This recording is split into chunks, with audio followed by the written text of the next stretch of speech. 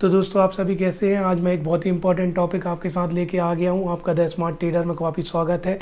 तो वो इसमें जो टॉपिक है बहुत ही इंपॉर्टेंट, उसका नाम है कि हेजिंग कैसे करें। क्योंकि मैंने अपना जो लाइव करता हूं, मैं रोज़ लाइव आता हूं 9:30 बजे से 3:30 बजे तक आप मेरे लाइव में जुड़ सकते हैं।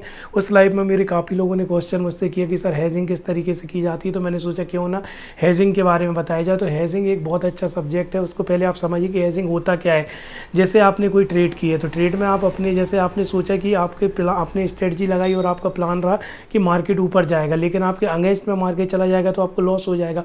तो आपके लॉस को सेव करने के लिए, आपके लॉस को कम करने के लिए हेजिंग की जाती है। इसी शब्द को बोला जाता है हेजिंग। तो हेजिंग करते किस तरीके से हैं वो हम आपको इधर पे शेयर करेंगे। तो हेजिंग करने के लिए आपको कुछ भी नहीं करना है। जैसे सपोज दैट 48,000 पे बैंक निफ्टी चल रही है, तो 48,000 पे अगर बैंक निफ्टी चल रही है तो 48,000 का आप जो है पुट, आपका नज़रिया है कि मार्केट ऊपर जाएगा तो आप उसका पुट सेल कर दोगे। देखिए दोस्तों, सेलिंग में उल्टा होता है। पुट को सेल करते हैं मतलब कि मार्केट ऊपर जाने में, और कॉल को सेल करते हैं मार्केट को नीचे जाने में। तो जैसे आपने सोचा कि मार्केट ऊपर जाएगा, आपका नज़रिया है, तो आपने पुट को सेल कर दिया।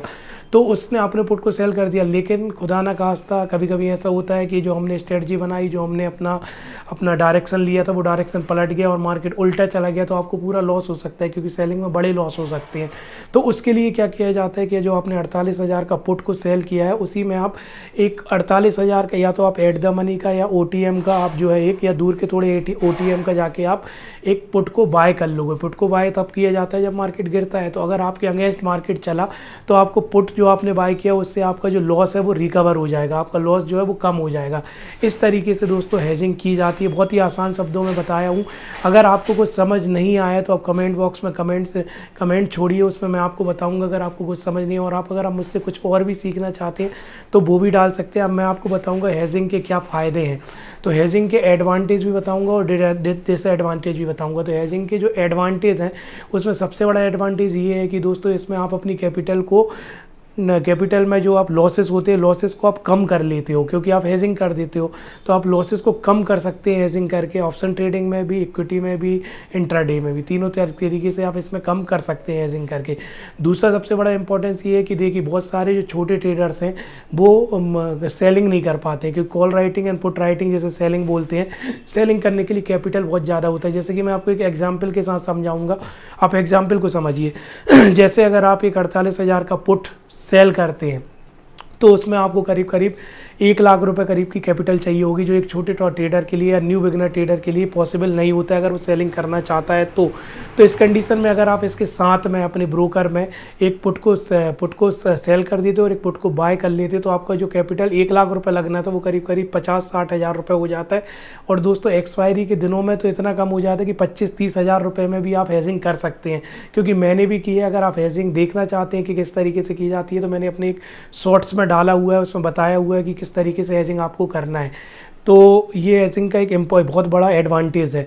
अब दूसरा चीज़ ये होता है, अब मैं आपको इसके डिसएडवांटेज बताऊंगा। इसमें डिसएडवांटेज ये है, अगर जो व्यक्ति SL नहीं लगाता है, और अगर आपने SL नहीं लगाए तो, और कई बार जो है एकदम से स्पाइक आते हैं तो स्पाइक में बड़ा लॉसेस हो जाते हैं, तो लॉस बड़े होने के चांसेस भी थोड़े से ज़्यादा होते हैं, लेकिन इसमें फ़ायदे होने के चांसेस बहुत ज़्यादा हैं, लॉस होने के चांसेस कम है। इस तरीके से आप हेजिंग कर सकते हैं। सभी ब्रोकर्स में हेजिंग अवेलेबल होती है। बास्केट जैसे कि कोटक न्यू, एंजल वन, इसमें आप बास्केट ऑर्डर में जाके लगा के हेजिंग कर सकते हैं। पहले आप एक जो भी आप करना चाहते हैं, जैसे आपने एक पुट बेचना चाहते वो आपने लगा लिया, एक साथ में पुट जो खरीदना चाहते वो लगा लिया, और साथ में आप कंबाइंड ऑर्डर लगाएंगे तो तुरंत आपकी हेजिंग हो जाएगी। आपका पैसा कम होके रिक्वायरमेंट आ जाएगी, जो आपको जो रिक्वायरमेंट रहेगी मनी की वो कम दिखेगी और आपकी हेजिंग हो जाएगी। एंजल वन में ऐसा होता है कि पहले आप सेल कर दो, फिर एक पुट को उसी के पुट को बाय कर लो, तो फिर आपका जो मार्जिन आता है, जो आपका टोटल रिक्वायरमेंट होती है मनी की, वो कम हो जाती है और आपका पैसा कम लगता है। तो इस तरीके से आप चाहें तो मार्केट के अंदर हेजिंग कर सकते हैं। दोस्तों मैंने हेजिंग के ऊपर आपको काफ़ी अच्छी इन्फॉर्मेशन अगर दी है तो चैनल को लाइक और सब्सक्राइब जरूर करिएगा, और साथ में आप कमेंट जरूर करिएगा। अगर आप कोई और आगे कोई भी वीडियो चाहते हैं, कुछ कैंडल स्टिक के बारे में चाहते हैं, चार्ट पैटर्न के बारे में चाहते हैं, प्राइस एक्शन के बारे में चाहते हैं, तो वो भी आप मुझे इस वीडियो में बता सकते हैं। वो भी मैं आपके साथ शेयर करूंगा। और मैं डेली लाइव आता हूं, और मेरा फ्री टेलीग्राम चैनल की लिंक भी इसी के डिस्क्रिप्शन बॉक्स में दी हुई है। कोई भी फ्री चैनल, कोई भी पेड चैनल नहीं है, फ्री चैनल है जिसमें हम आपको केवल नॉलेज प्रोवाइड कर देते हैं, और उधर पे कुछ ज़रूरी चीज़ें होती हैं। कभी कभी मार्केट किस डायरेक्शन में जा रहा है, जैसे कि कल मेरे साथ जो लाइव जुड़े थे उन्होंने काफ़ी अच्छा प्रॉफिट किया था, तो आप उस टेलीग्राम चैनल से भी जुड़ सकते हैं, एकदम फ्री है ना।